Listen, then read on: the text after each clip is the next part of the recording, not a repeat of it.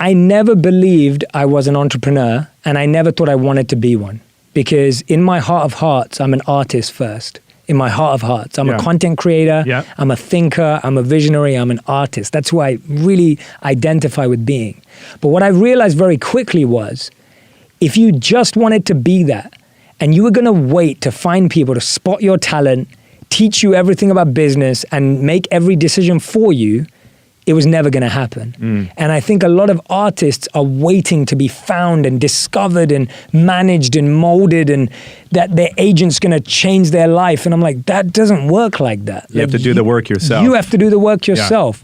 And so— That's very well said, by the way, for someone that actually is in the position helping people and doing that. A lot of people think they don't have to do the work, but you 100% have to do the work yourself. Well, yeah, and I just meet so many people, and I love my manager, I love my agents, I've got a great team of people around me, but they are able to do more for me when I do more for myself. So well said. And I find that so many people, and me included, at one point, I was waiting. I thought, someone's gonna find me, and then they're gonna like change my career and change my life. And guess what? That didn't happen. And I realized that I had to invent, and I had to create, and I had to push. So becoming an entrepreneur for me was learning, because I was like, I don't want to be left behind, and I don't want to be the person that doesn't reach my potential, which means I'm going to have to learn skills I never thought. Now, funny story, when I was 16 and I was hanging out in the wrong circles, I used to import jackets from China and sell them at school and all of this kind of stuff. So I was like, I had a hustler. You were a hustler. I had that in me, but I forgot that. And this is what happens, that when you go to school and university and family, you forget what your natural dial was. So for me, I started reading books. I started spending time with people who were successful in the area I wanted to learn. I went and shadowed people. I got mentored by people. Did you intern at all? I didn't intern afterwards, but I interned a lot when I was at college and university. But then since then, like in the last few years, I think it's mainly been picking up the phone to people, getting to know people. And this is what I've realized. If you're putting out content and people can see you, they're more likely to pick up the phone and connect. And I had this experience where I went out to someone and they didn't realize I recognized them. So I got invited on this podcast in New York, and it was an influencer from LinkedIn. And he didn't know I knew him because he found me a different way and booked me through someone else. But when he met me, I was like, dude, I know you. I see your content on LinkedIn. And he was shocked that I even knew who he was. But I was like, I've seen you. I see how you tell stories. And I think you're going to grow and become an incredible LinkedIn thinker one day. But I see it now, and I'm like, I was more likely. Whereas if that was someone I'd never heard of, I probably wouldn't have gone on.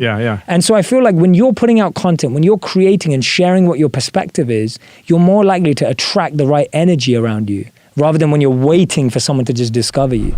Need motivation? Watch a top 10 with Believe Nation. Hey, it's Carmichael, and I make these videos because you are probably the most ambitious person in your circle, but you know you're capable of more, and you get that push by surrounding yourself with the best. So today, let's learn from one of the best, Jay Shetty, and my take on his top 10 rules of success.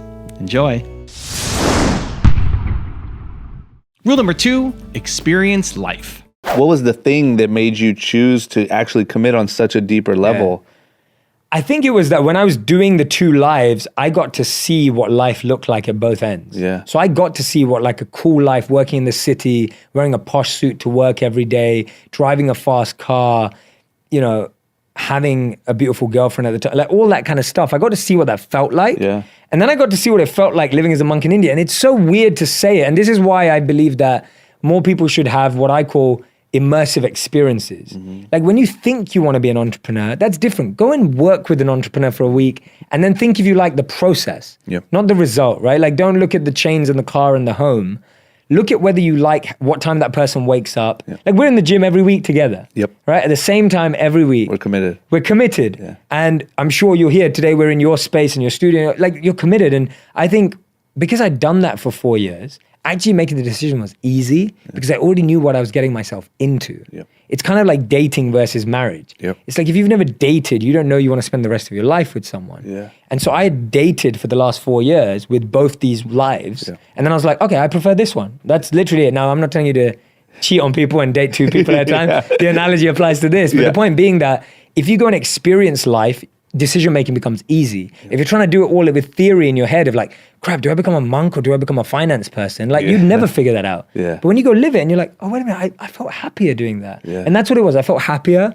I felt I was going to have a bigger impact on the world because we were not just meditating all day. We were building food distribution programs, charity, philanthropy programs. Like we were doing work in the world to help people. Yeah. And that's where I got most activated. Like I'll tell you what, actually, this is it. This is the true answer. The reason why I decided to become a monk was I wanted to study everything about philosophy and life. Yeah. And I wanted to be able to live it for real. Yeah. And so I was addicted to learning about wisdom. Yeah. And the second thing was, I was like, I want to use my life to have a meaning and impact in the world. Yeah. And at that point in time, I'd not seen people do that through business. Yeah. I'd not seen people do it through entrepreneurship and success. Yeah. I'd only seen people do it in that way. Yeah. And so now that's different. I believe you can have an impact through business, etc. Yeah. But at that time, I'd not seen that. Yeah. Rule number 3, find your passion. This is something I created called the quadrant of potential.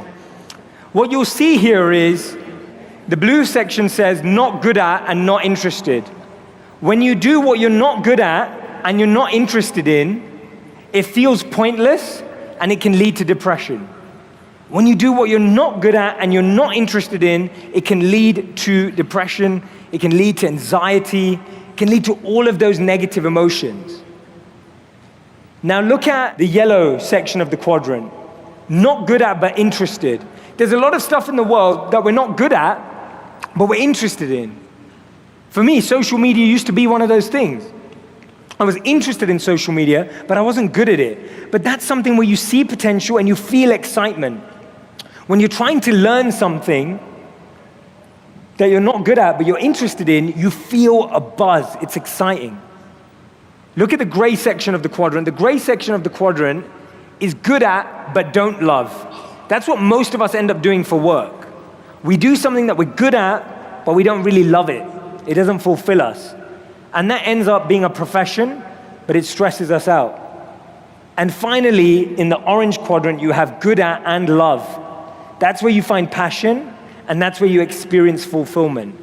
What I'd love for you to do is today, tomorrow, sit down with your partner, your friend, and actually reflect on 2 to 3 things in each section of that quadrant. Do you know what you're good at and love? Do more of that. Do you know what that you're not good at but interested in? Do more of that. Spend your life in the orange and yellow side of the quadrant, and you will never, ever have to experience that pressure, that stress, anxiety in the negative sense. You'll still experience stress and pressure. I experience stress and pressure, but it's good. It motivates me, inspires me, not bringing me down. Let's move away from spending time in the good at and don't loved and not good and not interested. Rule number 4, express gratitude. I really believe that the first thought you want to have in the day is a thought of gratitude. So when we would wake up as monks at 4 a.m. and our collective prayers and meditations would start at 4:30 a.m., the first prayer and meditation was about gratitude. And it was engineered in that way because when you are present in gratitude, you can't be anywhere else. So if you're in a state of gratitude, you can't be in a state of anxiety. If you're in a state of gratitude, you can't be in a state of worry.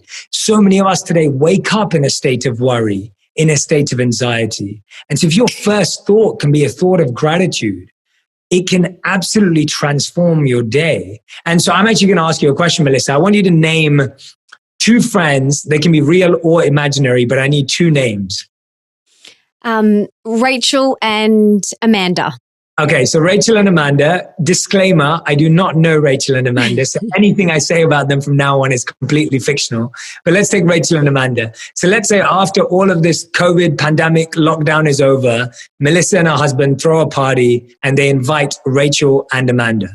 Now, they have a good time, and the next morning, when Melissa wakes up and looks at her phone, she sees a text message. By the way, not straight away when she wakes up. She does all her morning rituals. I do my meditation. When she does her meditations. And then when she looks at her phone, she sees messages from Rachel and Amanda.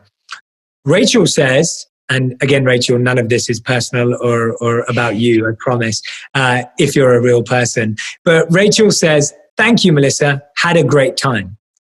Now that's her message. And Amanda's message, when Melissa reads it, says, Melissa, that was amazing. What an incredible party. I had the best time ever. The food was incredible and the games we played were so fun. Your family and friends are all so beautiful. You know what? You made my 2020. This was amazing. Thank you so much.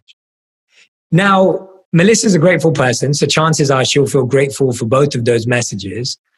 But it's likely that Amanda's message is far more fulfilling to her heart, because that thankfulness, for it to truly work, for it to scientifically boost your mood, thankfulness and gratitude needs to be personalized and specific. So when we say we're grateful for the air or grateful for our hands or our body or our life, if it's not specific, if it's not personalized, you don't actually feel the effect of gratitude. You also don't feel the effect of gratitude if it just lives in your journal. If it just lives in your heart and mind, it also needs to be expressed and shared with people. It needs to be an exchange of energy. And so the fact that both her friends reached out to her is great, but the one that's personalized and specific goes a step further. So remember in your own gratitude practice. And so I try and make a point every day to choose one person a day to send a voice note to, a text message, a voice note, a FaceTime call, a video message, whatever it is, one person a day. How can I express personalized, specific gratitude?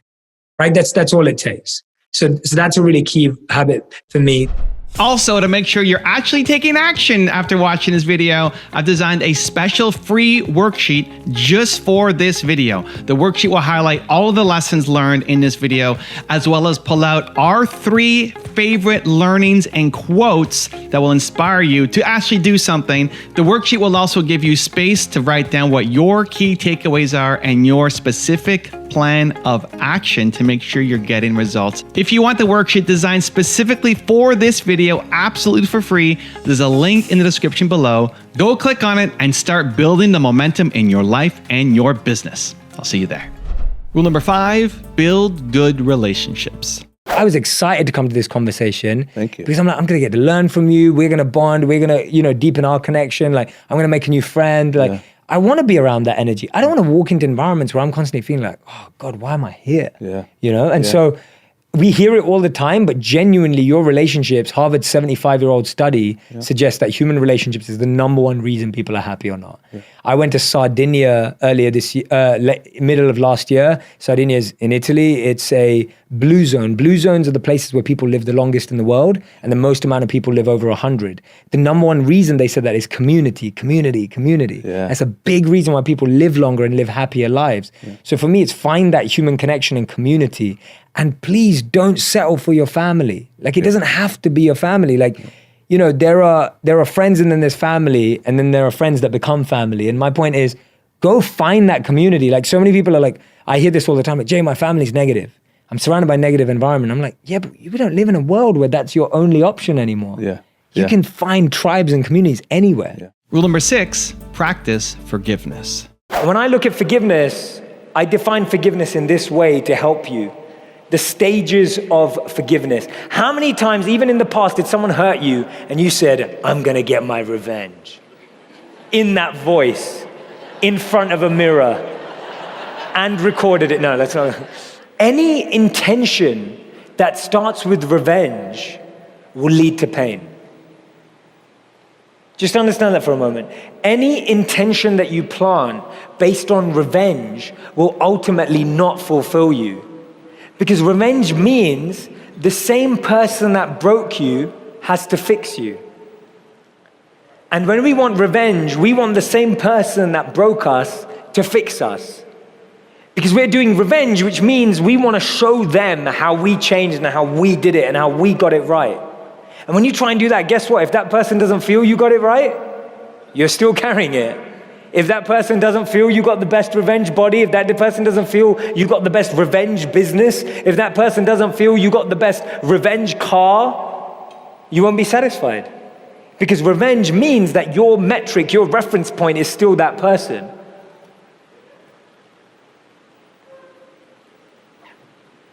The person who broke you cannot fix you. And you do not fix yourself by breaking someone else. Rule number 7, claim your own success ticket. What's one thing that we can do for more wealth, so more abundance in all the areas of our life? So there's a beautiful, beautiful Sanskrit word named mudita. And mudita means to feel joy in others' success. So it's been described that we know how to feel pain when other people feel pain. That's what we call empathy or compassion. But we don't know how to feel joy when other people feel joy. And in Think Like a Monk, I talk about this because I talk about how there are an infinite number of seats in the theater of happiness. But because we live in a finite world, we've believed that there are only X number of tickets in that concert. There are only X number of seats, limited number of seats in that sports game. There are only this many people that have the opportunity to be abundant, wealthy, and successful. And as soon as you put a limit in your mind and believe that there are only a finite number of seats, you can't enjoy the show. And so mudita is the perspective of saying, if I can feel joy for someone else's success and realize that takes nothing away from me because there's infinite number of seats. And actually, forget infinite number of seats. There is a seat with your name on it. There are tickets with your name on it in the theater of happiness, sitting there waiting for you. But because you want someone else's seat so bad, because you're chasing someone else's seat so bad, and they're already sitting on it, your seat's lying there empty. And so if you just claim your seat, and so if we can experience other people's joy, if we can look to celebrate other people's successes and joys, then that will open up abundance in our life. A, because we're now part of their success.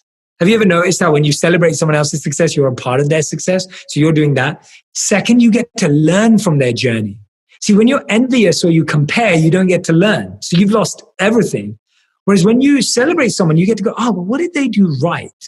Notice how if you're criticizing someone who's won or you're negative towards them, you go, oh, well, I've got nothing to learn from them. It was easy from them. Who cares about them? But if you go, wait a minute, they got something right. What did they do? You can learn from them. So the first thing is you're a part of their success. The second thing is you learn from them or their journey. And the third thing is you realize that there's a seat with your name on it. And if you can do that, abundance and wealth and everything will come. And you start to follow your own path. As the Gita says, which I quote in the book, it's better to follow your own path imperfectly than to try to pursue someone else's path perfectly.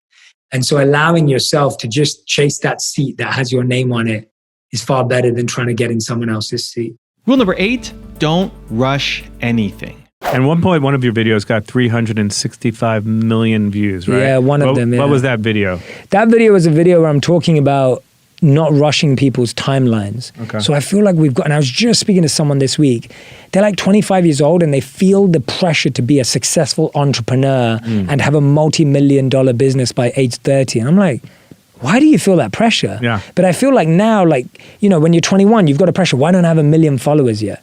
When you're 18, you've got a pressure like, why am I not a TikTok star yet, right? It's like, there are just so much pressure. And that video was all about how some of the most successful people in the world became successful at 40, at 50, at 60, at 70. There is no timeline on success. Don't rush it. Don't rush it. Yeah. And don't let anyone rush you. Yeah. Because that's one of the biggest mistakes we make is we go, oh, my friend's already got this. I need to do it. And when you start living as a reflection of other people, you're not living the life you want. You're living the life they want. No question. So that's what the video is about. Rule number 9, be inspired. I think of inspiration like eating food. Every day you feel hungry and you don't panic when you get hungry. You just know you need to find food and eat. But you don't go, oh no, why do I feel hungry today? I ate so much yesterday and I ate so much last week. I shouldn't be hungry today. Why do I feel hungry today? That's not your panic. Your panic is, why didn't I plan for my meal, right? That's the panic. But you're not panicking going, oh my gosh, why am I hungry? I shouldn't be hungry. So it's really strange when we don't feel inspired or motivated, we panic. We go, oh no, why don't I feel inspired? I'm a negative person. I'm not motivated. What's wrong with me? Well, that's because we haven't fed ourselves.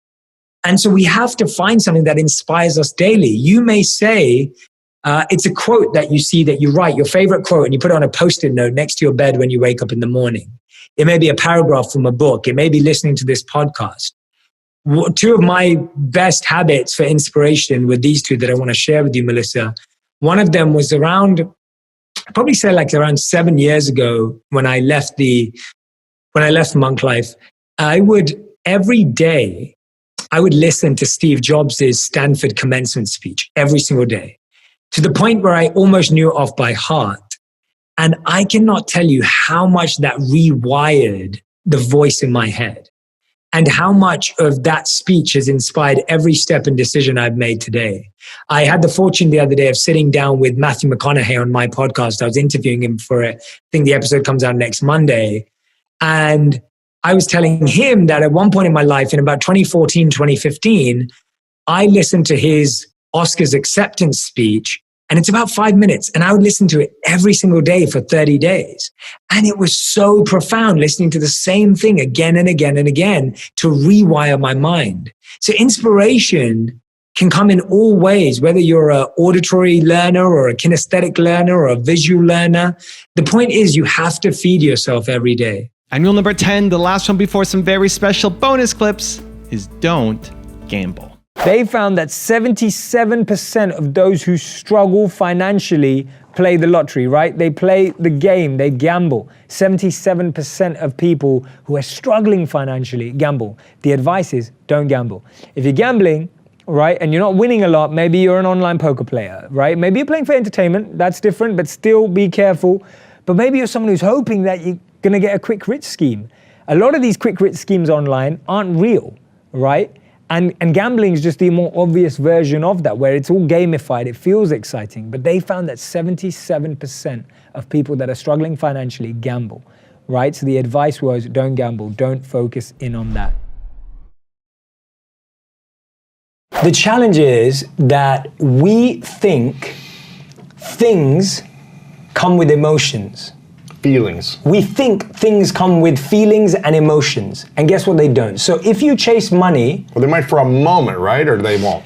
I don't think they even do. It's a false sense of such feeling. a false sense of feeling. I don't, maybe for a moment, but it's so short-lived that it's not even worth counting almost. So it's like when you think that I'm chasing money, guess what? You will get money. Yep. And that's great. Money is really important. And money is a really important resource.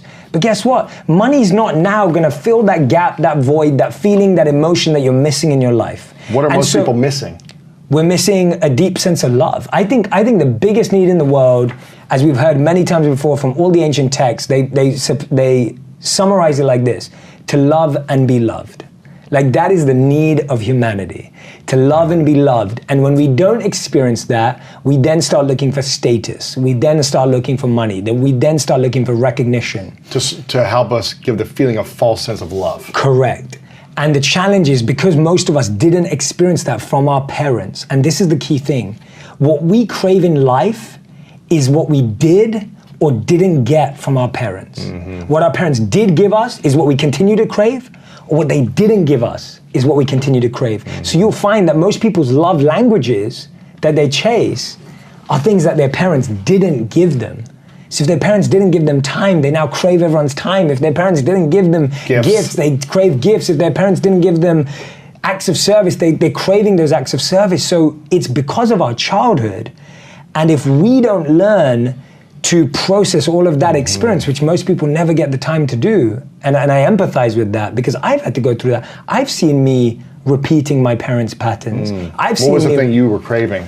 So I would crave, a big thing for me was I would crave surprises and gifts because... That's your thing. Yeah, that's my thing. Still is your thing. It's still my thing. Yeah. And I... Did your parents not do that for you? No, they did. My mom did a lot of it. That's why you still crave it. Correct. So my mom would always, every year on my birthday, she'd always surprise me with the one thing I wanted. And I wasn't spoiled growing up. I didn't have a lot growing up, but she would get that one thing, whether it was like a Power Rangers toy or whether it was whatever it was, you know, something, you know. Video game. Yeah, thing is you want as a kid, right?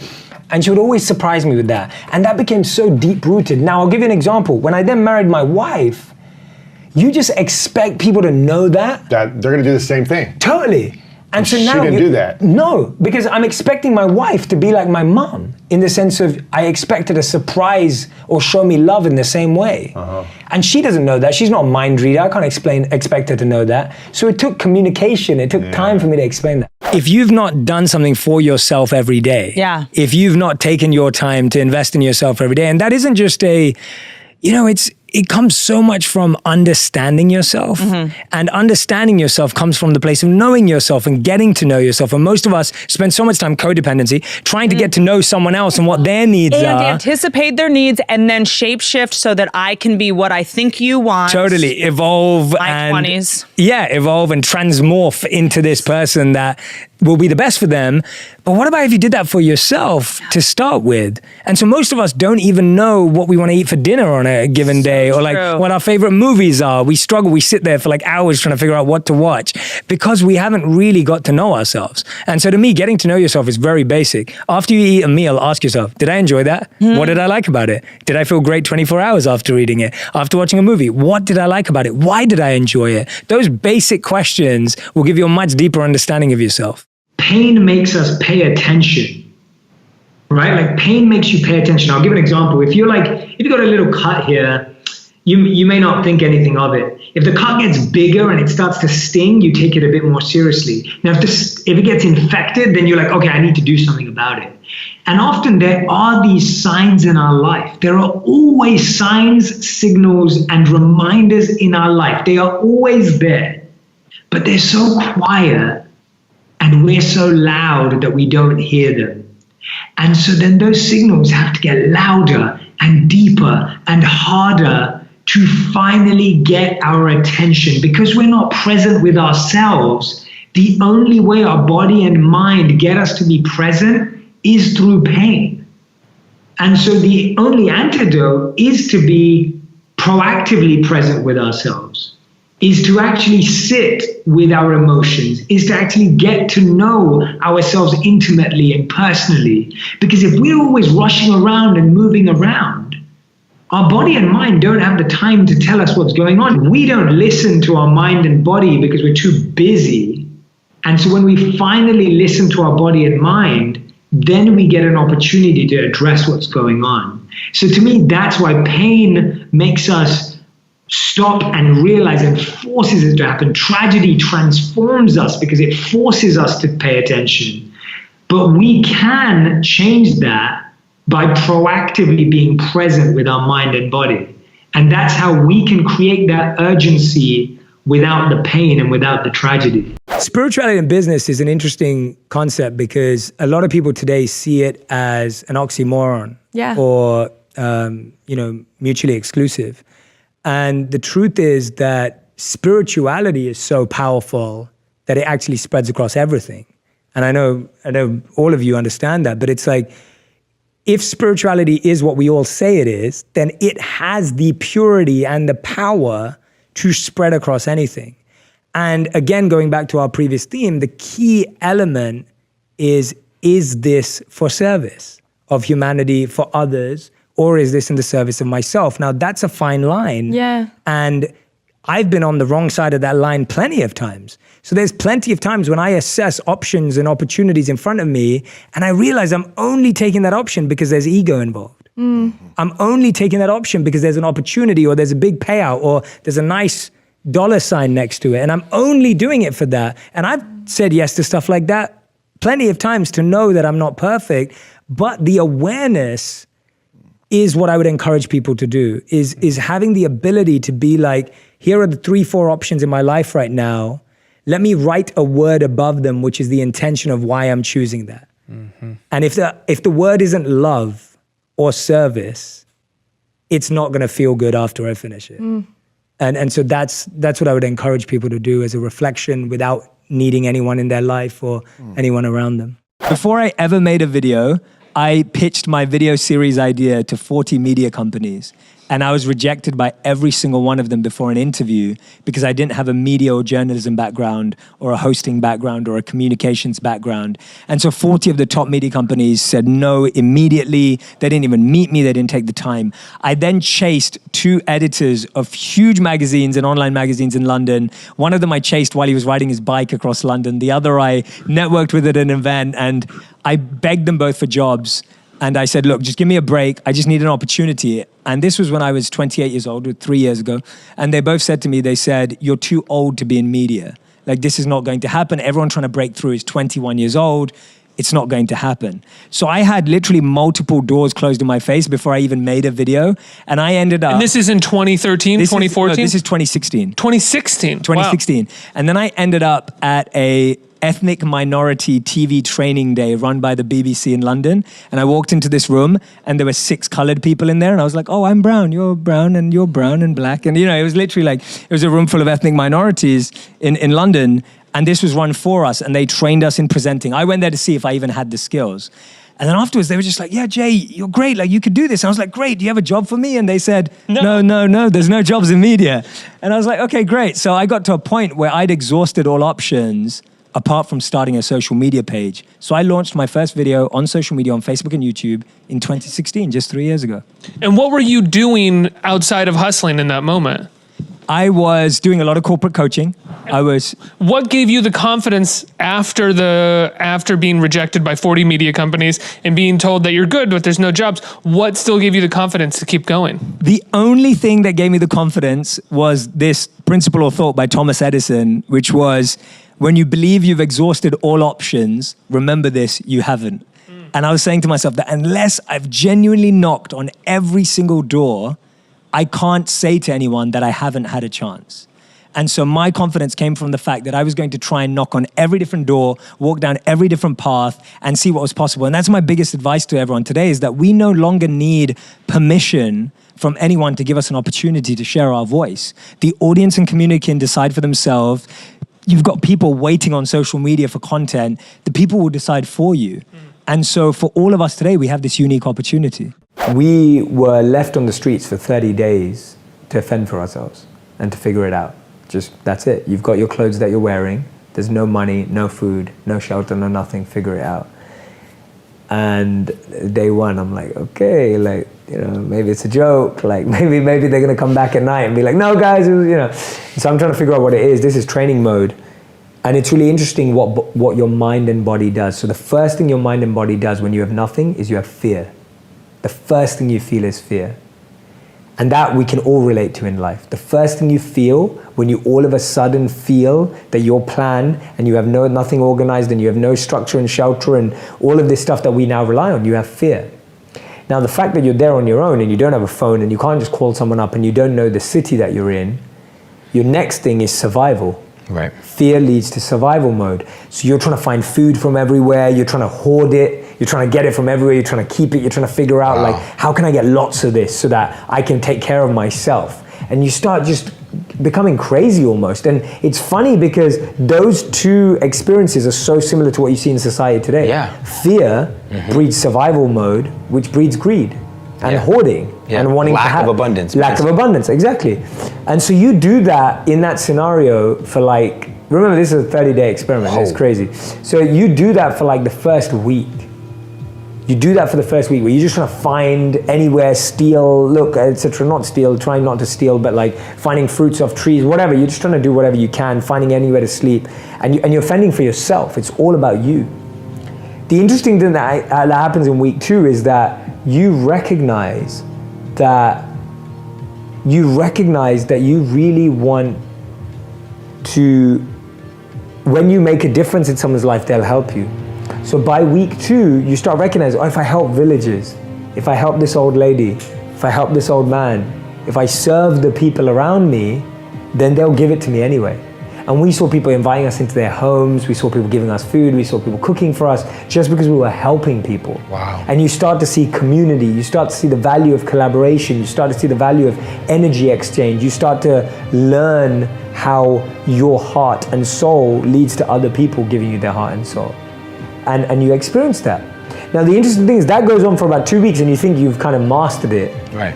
And then the biggest challenge comes when this is what you're meant to grow to, and this is where you go beyond feeling good about serving and getting an exchange. And this is not spoke about as prominent today because I think we live in a world where people aren't self-loved and self-fueled enough to even consider this.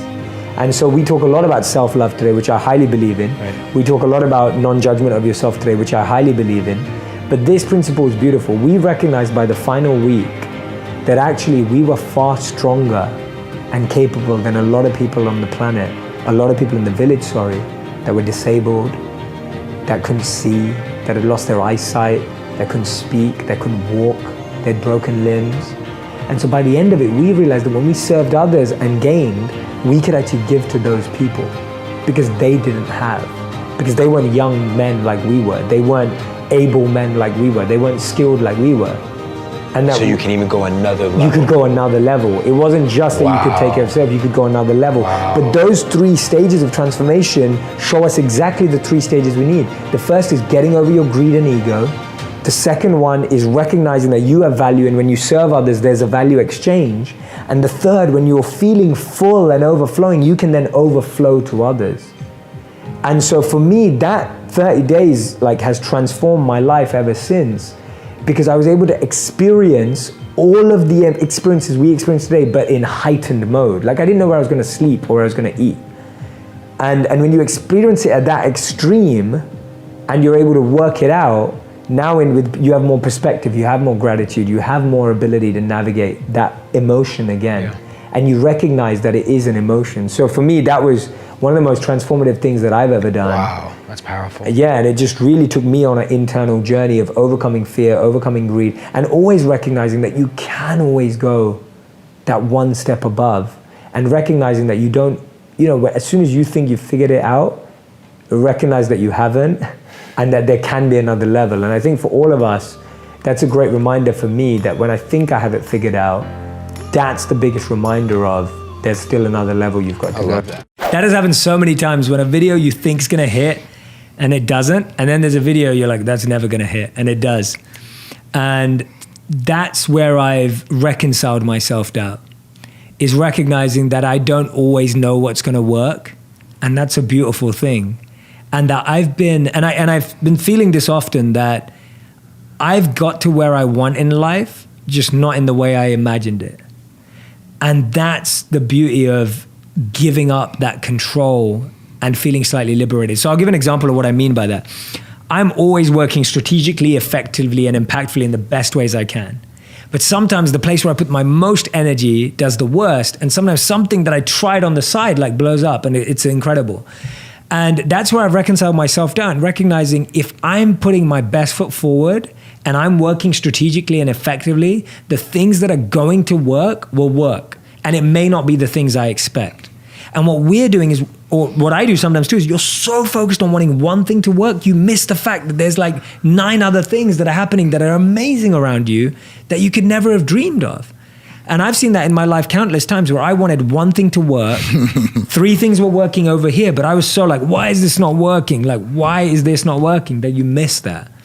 So self-doubt for me is something that I've tried to build a close relationship with, and I get it all the time. I still get it before a post, before a video, before anything. I mean, I was just I'm working on my book right now. I just launched a podcast, and before I launched the podcast, I had no idea how well it was going to do, how badly it was going to do, or anything. And there was a part of me that was like, are people going to listen to this? Are people going to care? I ask myself all those questions still today. Number 1, I'm glad I asked myself those questions. It means I'm human. It means that I care. It means that it's important to me. I speak at so many conferences and everyone always asks me, do you still get nervous? I go, yes, I get nervous because I care. The day I stop feeling nervous, that means I don't care anymore. If I don't care anymore, that means I don't love what I do anymore. So for me, the first thing is I recognize that self-doubt just shows me that I care and that something's important to me. Whereas I don't doubt myself around things that I don't care about. If you asked me a question right now about what's the recipe for this amazing dish, I wouldn't know, and I'd say, I don't know. And I'd be okay with it because I don't care about cooking. I'm not a cook, right? But if it's something that you care about, you'll have self-doubt. The second thing that I do with self-doubt is I go, okay, if that's the things that I'm doubting myself for, what strategies, what can I put into place to overcome them? Doubt is just a great way of making you check what you need to work on. So if my doubt is, oh my God, not enough people are going to listen to this. So I'm like, okay, so how do we make it more listenable? How do we make the content better? How do we make the conversation better? If my doubt is, I don't feel like people are going to like this topic. Okay, what themes am I good at talking about? What is, it's a great checking system to improve what you have. So don't look at self-doubt as negative. Turn it into a positive by actually asking yourself those questions. Right, so build a relationship with self-doubt because it's never going to go away. Right, don't avoid it. Don't avoid it. Definitely don't avoid it. It's never going to go away. So if it's never going to go away, build a happy, positive relationship with it. So my positive relationship with it is you're showing me what I need to focus on to feel less of that. And most of us feel self-doubt because we're not researching, we're not building knowledge, we're not building expertise. And I think that's the biggest thing for me, is when I feel self-doubt, it's because I'll give a perfect example. When I was thinking about doing a podcast and you're doing interviews, you don't just become an interviewer. You have to watch interviews. You have to absorb good interviewers. You can't just be an interviewee. You have to watch good interviewees. And so for me, a lot of us start something and we feel self-doubt because we've never learned that skill or we've never observed that skill. So my focus is, if I want to be a good interviewer, I need to watch good interviewers. If you want to be a good stage performer, watch good stage performers. If you want to be a good monk, watch good monks, right? You don't become something good without seeing it. So self-doubt comes because you haven't upskilled. And the great thing today is you can do an online course. You can upskill from here. You can upskill from there. You can just listen to this podcast and watch you guys who've done it for such a long period of time. Seeing someone who's done something consistently, that's the best way of getting good at something. And then your self-doubt will disappear. So self-doubt can only be cut by the sword of knowledge. It can only be cut by the sword of upskilling. So that's where it starts. I personally also, having become I feel like I've become even more of a seeker since being involved. And that's opened me up to alternative ideas, alternative ways of thinking, learning from all different traditions wherever I can. And I think that's a really important part. I think the challenge with being a immature seeker, in my definition of it, is you find something, it sounds cool, and you go, that's it, there's nothing else. And then a real seeker goes, well, that is it, but how can everything else even enhance this and make this even greater for me, if this is where my faith is or this is where my belief system is? So I'm someone who genuinely loves learning from people from all different walks of life and backgrounds, because I feel if I was presented with a deeper, more meaningful philosophy and life structure, I would adopt it. That's why, because I'm open to that. Love is a doing word. It's active, it's a verb. And if love is a verb, then service is the action. And that's why love and service have to be so intertwined, because I feel that today when we talk about love, the definition is so skewed. When people hear the word love, that's maybe what the problem is. That's what the problem is. That's why I prefer service to love, because service is the activation of love. When someone loves someone, they serve. That's how love works. And I think that's why when we talk about love, I agree. It's just because of phonetics, definitions, breaking it down, love has become so badly abused. Like the word love is so abused and misused in our lives. Hey, it really is, right? You say, I love you to people you don't love. People use it to manipulate people. We just throw love around. Right. And as much as it should be everywhere, it's also sacred. Love's also sacred. And that's why you were able to experience it, because it was experienced through a sacred mechanism. You were able to experience love. Yeah, and I've never felt it like that before, because it also was this sense of self-love as well. Yeah. And that's what you felt in Jerusalem too, when you went. And that's what I felt. And that's what I feel, that we experience love when it's through service and engagement in that atmosphere. We don't just experience it every single day. You may have someone who loves you deeply. You've just never articulated what your love language is. You have to speak up. You have to share it. No one can read in between the lines. Yeah. You can't expect that person to figure it out by looking at you. You need to tell them, this is how I feel most loved, right? This is what I need to feel loved. And I see so many couples that get scared about saying this or doing this, or it's like hard for your ego, because being able to have enough vulnerability and openness to say to your wife, I need you to tell me I've got this, right? Like words of affirmation, that I need words of affirmations. And, the ego goes, oh no, I don't really need that for my wife.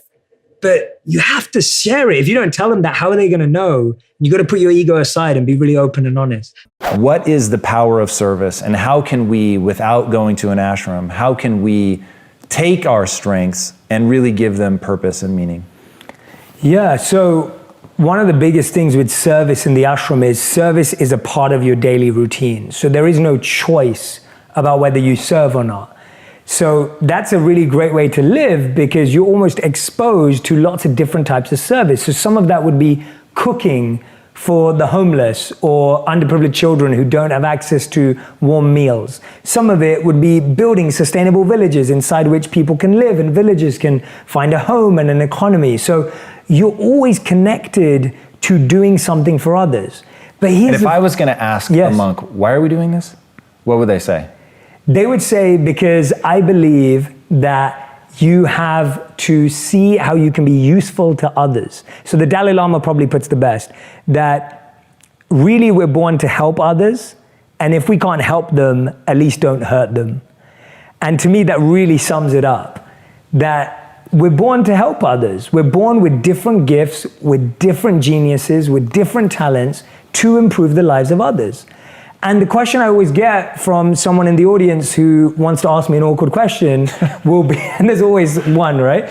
And so the person will say, well, Jay, how does someone who has nothing in India or Africa do this? Like someone in like a really slum situation or a village situation, and they'll always pick on India and Africa. I'm not saying those. And I'll be like, no, but this isn't for them. I'm speaking to an audience that has an education, that has resources, that has network. Like I'm speaking to people who can make a difference. So anyone who is in that area of society has a responsibility. So anything that you're given in life, you're seen as a caretaker of. And the way you take the best care of it is that you use it in the service of others. And that purifies you from becoming attached to it and it feeling like it actually eats you alive and feeds your ego, as opposed to you now being purified and cleansed of wealth, success, fame, status, or time, or whatever you have, and energy, and you're now using it for the highest cause. So that's what they would say. They would say it's the highest cause of using what I've been given in the service of others, whatever you've been given. So we used to play this game in the monastery where every time you lose to your mind, you put a scoreboard up and you put a 1 for the mind and 0 for you. When you lose to the mind, meaning what? Like, so let's say you make a commitment. So I make a commitment that I'm not gonna eat sugar. And then you do. In 2020, and I do. The mind beats you. The mind beats me to it, so I'm gonna put a 1 for the mind and a 0 for me, That's right? great. It's great. It's competing with yourself in a good way. It's fun, yeah. And people do this with like, I guess now with like dollar jars or whatever, like you put a dollar in, you say, and you swear. Yeah. But that doesn't make sense because you end up making money every time you swear. So it doesn't, but if you beat your mind and you put it, it's great. Yes. So you have to start learning the tricks of your mind. When and how does your mind fool you into making bad decisions? That's good. The Zen story about the tea, and I love Zen stories, and the book's full of them, as you know.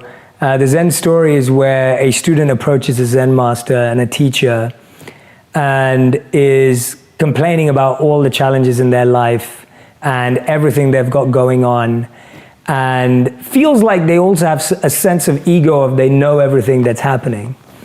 And the Zen master sees a cup that's full there and starts pouring tea into this cup. And the cup just starts overflowing and the student's looking at it going like, what are you doing? Like, how does this make any sense? And the Zen master says, well, you're just like this cup, right? I can't put any more in. You can't take any more in because you're already full. Like you think you're full, you think you're done. And that's the point, that you have to always go back to that student mindset. You have to always go back to that emptiness. And I think one of the reasons why we struggle with that is we think that when we're full, we're safe. Our ego makes us believe that when you're full, when you think you know it all, that's when you're safe. The craziest thing is that's when you're at your weakest.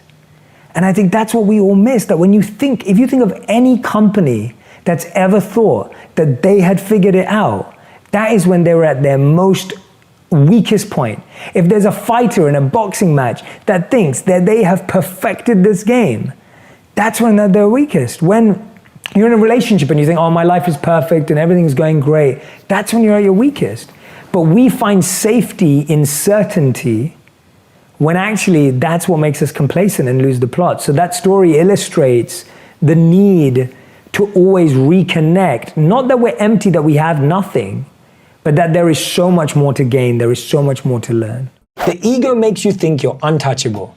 And the ego makes you think that you are, that nothing about you can ever go wrong, or you're perfect, or not even that, but the ego. Nothing can bring you down, nothing can hurt you. Correct. When the moment you think you can't be brought down, you will be brought down. Right. The moment you think that you can't, like one of my teachers would always pray that he never, and he's been a monk for 40 years, he would always pray that he would never fall to his temptations. And we said to him, you haven't fallen to your temptations for 40 years. Why do you pray for that? He goes, I haven't fallen because I pray for it. Wow. Like he was like, because I pray for it, because I'm aware. Not just because I think it's gonna, yeah. He's aware. And there's a beautiful story of Benjamin Franklin, where he talks about before he died, I believe he had 13 or 14 precepts. These were qualities that he wanted to live by and gain. So they were like simplicity, integrity, virtues, all these powerful things. And he was asked when he was on his deathbed, which was the one he didn't accomplish. And he said the last one, that was humility. I've always had a rule since I started that all my videos are 70% complete. So that's my rule. Yes. It's 70%. That's all you're getting. Yeah. There's words that I say wrong. There's fumbles. There may be a few mistakes here and there. The editing may be slight. But it's like my rule was 70% because that journey from 70 or 75 to 99 could take decades. Yeah. Like you can never, I would never release something. And I remember in 2016, after my first ever video, one of my first videos that went viral, I actually got so scared because it was almost like, oh, I have to live up to that now. So I remember not creating. Yeah. And so I went from creating one video a week to creating one video a month. And guess what? I learned less. I was engaging less to connect with my audience, to understand what they needed and what I was giving. Yeah. And I was trying less ideas, which meant that I wasn't learning. You weren't learning as much. I wasn't growing at all. I wasn't progressing. And the world was being taken from getting more beauty from you. Which came from a place of not thinking like that, which came from a place of not trying to be perfect. Exactly. The original video that did well came from a genuine place of just wanting to serve and trying to figure it out. And then all of a sudden we're not serving anymore. So good. And so I was like, okay, this doesn't make any sense. And I was like, actually, and then last year when we started making more videos, I can honestly hand on my heart say that when we started doing 3 videos a week, I started to learn so much more. Yes. I was like, oh, I really like it when I write like this. And I really like it when I create like this. And the audience really responds when I share it this way. And I was learning so much more. Yeah. And I was feeling more fulfilled by making more mistakes, but learning more. And so my mistakes increased. Yeah. But your learning increased too.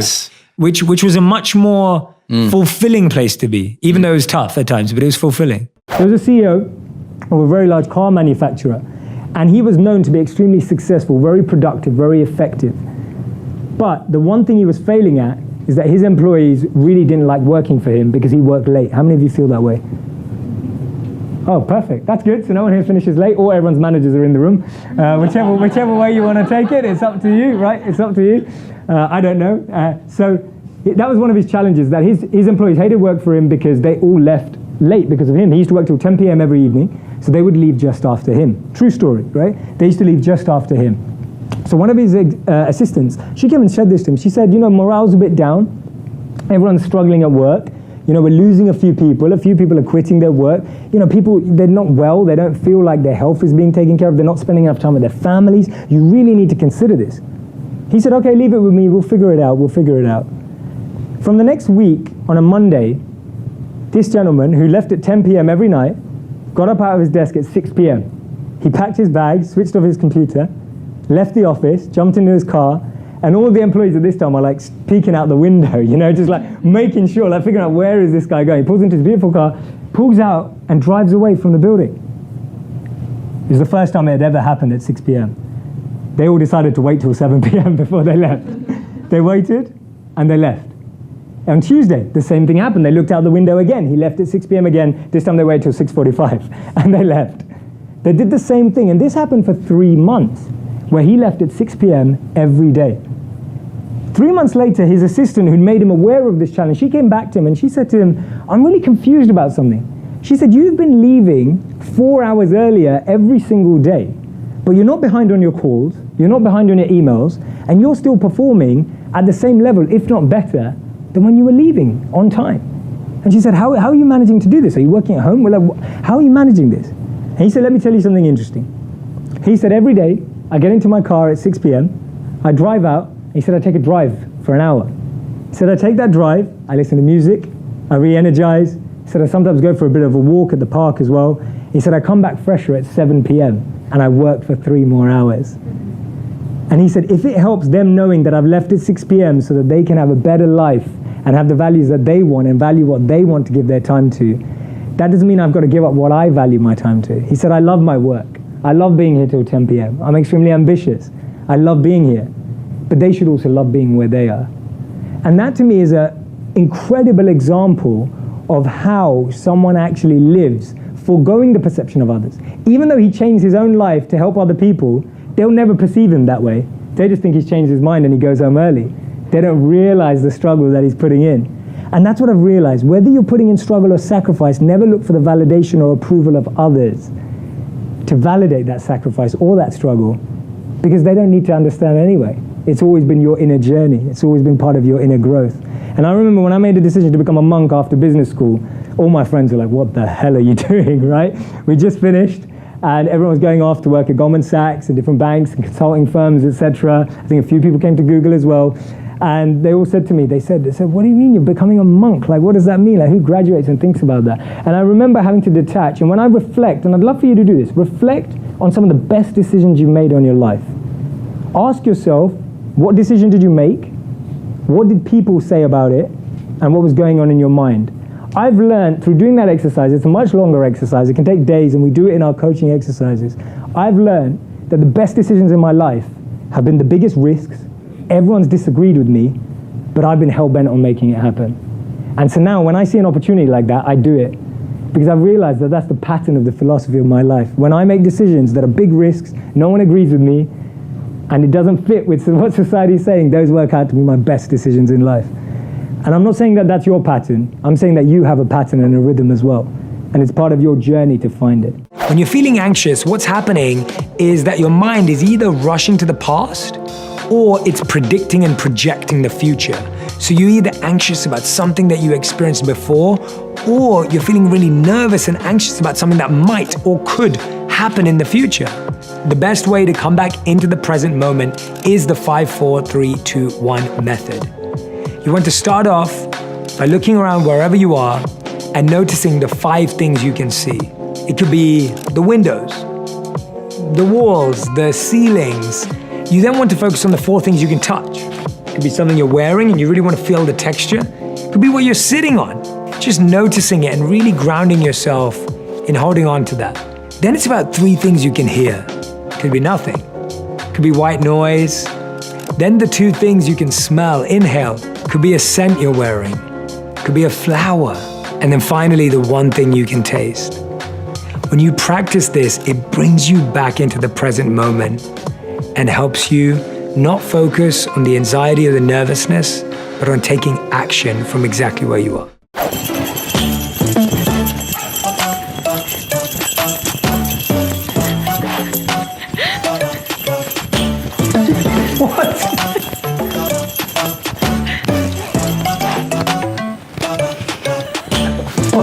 I'm slow mowing. This would be fun in fast, but I run around it.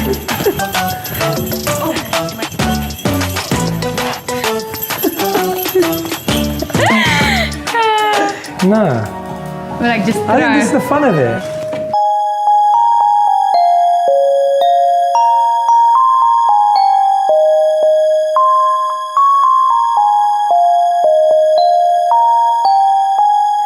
Okay, so we did it. Here it goes. Really proud of what we did. It was fun. It was fun doing it. And a lot of the time, we're trying to control anxiety up here. And what I find is hard about that is that if you feel like you've got brain fog or you're feeling cloudy, it becomes really difficult to find clarity. I find using external things can be huge. For me, I love diffusers and candles because a diffuser is infusing the whole environment with a beautiful scent. And it truly changes your mind. If you walk into a space, just think of a spa. As soon as you walk in, you feel different because of the scent. It could just be a normal room, but the scent of lavender, sandalwood, any of these essential oils can truly calm your body right down. Some people feel that silence creates anxiety, and some people feel that sound creates anxiety. Sometimes I like complete silence. It helps me relax and really hear my thoughts and the thoughts that I want to focus on. And sometimes I need to turn on some meditation music, some ambient music, just to have that impact on me. Please use music in your environments, in different rooms in your home, to help you achieve different emotions and feelings that you want to feel at that time. Terry Pratchett, a famous author, whether you've read his stuff or not, a famous author, He said that people feel that stories are defined by people, but actually it's the other way around. People are defined by stories. When you're listening to me today, I've shared so many stories with you because we define ourselves by the stories we tell ourselves on a daily basis. The story you wake up to will be the story that will be the story of your day, right? If you wake up and you tell yourself a positive story, you'll have a positive day. You wake up, tell yourself a negative story, you'll have a negative day. Positive and negative thoughts are like seeds that either grow weeds or plants, right? They grow inside of us throughout the day. Anytime you plant something, it's like planting a seed. And the more you water it, the more you think about it, it grows. And of course, if it's negative, it's like a weed. And it starts to grow and grow and grow, and of course won't bear fruits. So really think about that. Tell yourself the right stories, connect with the right stories, because ultimately the universe is made up of stories, not atoms and numbers, right? We all love stories, we breed stories. Your life is a living story that you're writing every day. And I genuinely mean that. After I've completed my work day, when I finished all of my tasks, the last thing I do is check my schedule for the next day. Now, I'm one of those people that follows their schedule to a T. I believe it makes life simple. When I get my schedule out and look at the next day, I can think about how I'm going to feel. Have I got too much or too little on that? Do I want to add or edit something? It gives me perspective and allows me to get a glance on the next day so I can rearrange or reorganize based on the energy I feel today. Sometimes we feel so tired and exhausted, but without making that change and edit, we take that exhaustion in the next day. The other reason why I like looking ahead is that it gives me an opportunity to mentally prepare. I may have a podcast the next day and there's a guest that I'm really excited about and I may have to calm my nerves. Or sometimes it's an event or a meeting that I'm looking forward to and I just want to go over the bullet points before I go to bed. It gives me an opportunity to rehearse the day in advance, and often I'll even sit and do a short visualization just to imagine how tomorrow will look. When I first joined the ashram, I was asked to do a lot of cleaning. And in the beginning, I found it tedious and a waste of time. What if I could be serving humanity? What if I could be reading a book? What if I could be studying and making notes? And I had all these excuses in my mind. But of course, I'd chosen to be a monk, and therefore I was encouraged to clean. And I started to find that cleaning did so much for my mind. And recently, I looked at some studies that actually back that up. There are so many benefits of cleaning in a physical space that will also clear out your mind. A research study from UCLA by Saxby and Repeti found that cleaning gives you a better sense of control over your environment and engages your mind in a repetitive activity that can have a calming effect. Emotional intelligence to me is being able to be aware of yourself, self-awareness, being able to know yourself. That's the highest form of EQ. Right. Like being able to say, I know when I'm at my best, I know when I struggle, and I know when this is a limiting belief or not. And then being able to process all of that. So we're not helping people, I love saying this because it simplifies it, but we teach people what to think, not how to think. Right. We tell them 2 + 2 is 4, but we don't tell them how to think about a problem. And that's why when you're faced with a new problem, and you don't have a formula for it, and you don't have an equation for it, right, you're like, oh, I'm stuck, right? And life's like that. Like, when in life have you used a formula to solve a real situation in life, even business? Yeah. Like, when has a formula helped you? Yeah. But we're taught that formulas solve equations. But we all know that there's no formula to business, success, happiness, meaning, etc., etc., etc. How do you deal with it when the doubt is coming from the people that you really love and you know they care about you? Yeah, it was hard. I didn't go to my I graduated, but never went to my graduation ceremony. So my mom doesn't have a picture of me holding my degree, and that was a big thing for her because I moved to India. I just went. So I never went to that, and that was a big thing for her. And actually, my parents, I'm very grateful. My mom and dad are actually fairly liberal and supportive of anything I've decided to do. It's my extended family that's had more opinions and been more involved in kind of stirring stuff up with my parents, if that makes sense. So the way I dealt with it was always asking myself these questions around, you know, is someone invested in my future? Is someone going to be there for me when I'm struggling? And is someone paying my bills? Like, those are my 3 checking system of who matters in life. Like your soul, your mind, and your paycheck. And I think the biggest thing I asked myself was just, am I going to look back if I don't do this? Am I going to look back, going back to the Alexander the Great story, am I going to look back on my deathbed and say, my mom and dad held me back? Because I may say I'm going to do it for them. I'm not going to do this decision because I respect them and love them. But am I going to hate them in the end, or be bitter towards them, or feel a negative feeling towards them because I feel they held me back? And if that's the truth, I never want to feel that about my parents. They're incredible. So I need to go and take the responsibility to make this shift. And I think the truth is that when we think people are holding us back, it's just us not taking responsibility for us to push forward. Like, that's all it is. Because the truth is, if you really, really, really, really, really want something, right? Like if someone told you right now you had to get on a plane and there was $1 million in New York, no one would say, oh, my parents can't afford a plane. Like, no one would say that. You would do it. If you really wanted it, you'd get on a plane right now and you'd go pick that $1 million up. So it's our own insecurity that we reflect onto the people around us.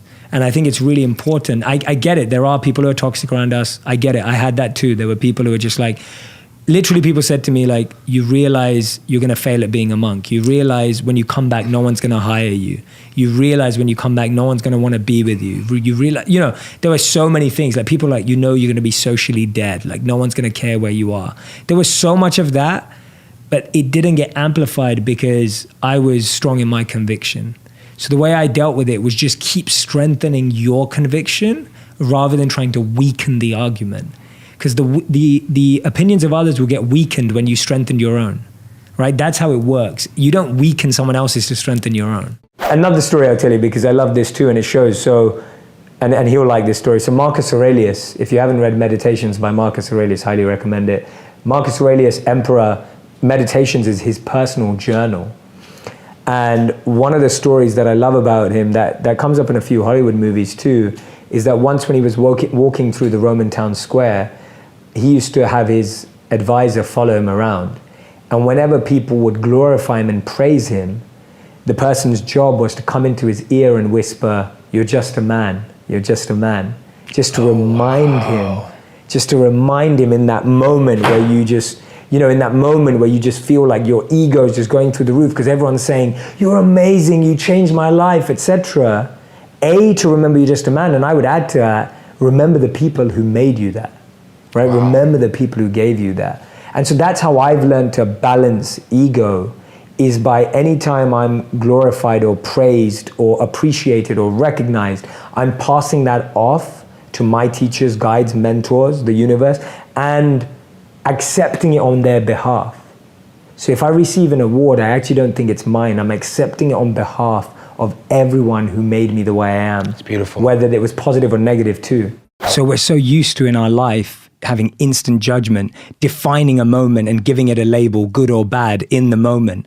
And I thought, how do I present a concept to the world where we can laugh at ourselves and realize that sometimes our instant judgment or our instant labeling processor isn't always correct? Yes. How do we get that? So this script or narrative that I shared in this video is around a gentleman who goes to buy these cookies because he feels like having a few cookies because his flight's delayed, and he sits down to eat these cookies, and the gentleman opposite him, where you're sitting right now, starts to take cookies out as well. And he's thinking, how's this guy? And the guy looks a little rugged. He looks a little scruffy. He doesn't look put together. So naturally, all of our biases, our unconscious biases start coming up and stemming up. And we start thinking, oh, he looks a little shady. Or maybe he doesn't have money. That's why he's taking my cookies. And we have this impression of I, me, and mine. These are my cookies. How can he take them? Only to realize when he leaves that your cookie box was in your bag and that gentleman was sharing his cookies with you. And then this person has this epiphany or this moment of realizing how quick he was to judge, but how wrong he was. And I think all of us in different ways have different moments in our life where whether we misjudged a person the first time we met them, or we misjudged someone because of the first thing they said to us, or we had a friend that now is our best friend, but our first impression was, oh, they're a loser. And all of a sudden now we think they're amazing. I literally skip over negative comments, genuinely, since day one. And I remember reading them at the start. And so I'll add this. There have been times when I've looked at negative comments and been like, oh, that's quite funny. Like, you know, they're funny, they're true. But overall, I try to respond to everyone who said something positive. And I rarely put any energy into anyone who put anything negative, because I don't want to change their mind. They're entitled to their belief. They're okay to feel that way. And if I feel like it's good feedback, I'll take it on board. But if I feel like it's just someone being a keyboard warrior and doesn't like me and saying what they want, then I'm not going to take that seriously. Yeah, it's pretty easy to tell the difference between the two. 100%. If there's some authenticity and truth behind it, it's a much different comment than just unabashed hate. Yeah, absolutely. And I've had everything from he has a wind machine in his videos to make sure his hair flies, right? Like I've had that angle. And I'm But you don't have a wind machine? machine? I just went out on a really windy day. This is an exclusive on the podcast. This is an exclusive on the podcast. I do not have a wind machine. But I've had everything from that, and I laughed at that. I thought that was a hilarious comment. Through to the other side of just like, I don't agree with you and I don't agree with the point you're making. This is my point. And I'm like, yeah, you know what? I had 3 minutes to explain that and I missed that point. Like, you're right. I agree with you. If I had a podcast like this, I could have explained myself. So, but I do think that we do drag our own selves down. We put all the energy into the negativity and amplify it.